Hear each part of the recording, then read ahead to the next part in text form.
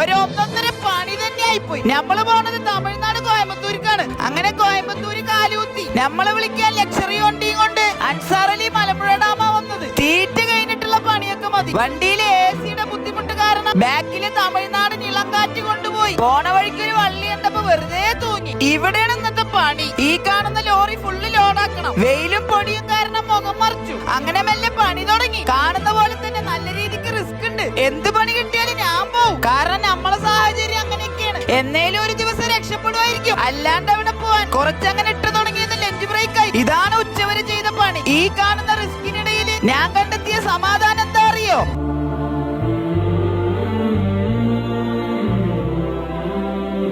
ഒരു മതത്തിനെയും ഞാൻ പ്രൊമോട്ട് ചെയ്യൂല. സമാധാനം കിട്ടുന്ന എന്തുണ്ടോ അതങ്ങോട്ട് ചെയ്യുക. അങ്ങനെ ഫുഡ് വന്നു. നല്ല തമിഴ്നാടൻ ബീഫ് ബിരിയാണി. മരങ്ങൾക്കിടയിൽ ഇരുന്ന് കഴിക്കുന്നോണ്ടാണോന്ന് അറിയില്ല, ശരിക്കും ടേസ്റ്റ് ഉണ്ടായിരുന്നു. ഉച്ചയ്ക്ക് ശേഷം ചാക്കിന്റെ വലിപ്പം കൂടി. ചാക്ക് വലുതാവും തോറും ലോഡ് പെട്ടെന്നാവും. അങ്ങനെയൊക്കെയായിരുന്നു മനസ്സിൽ പറഞ്ഞുറപ്പിച്ച കാര്യങ്ങള്. വൈകുന്നേരമായപ്പോ ഈ ഒരു ലെവലിലേക്ക് എത്തി. ഇടയ്ക്കിടയ്ക്ക് ചാക്ക് നിലത്ത് വീഴും. എക്സ്പീരിയൻസ് ഉള്ളവരറിയും, ഞാൻ നോക്കി നിൽക്കും. സംഭവം ഏകദേശം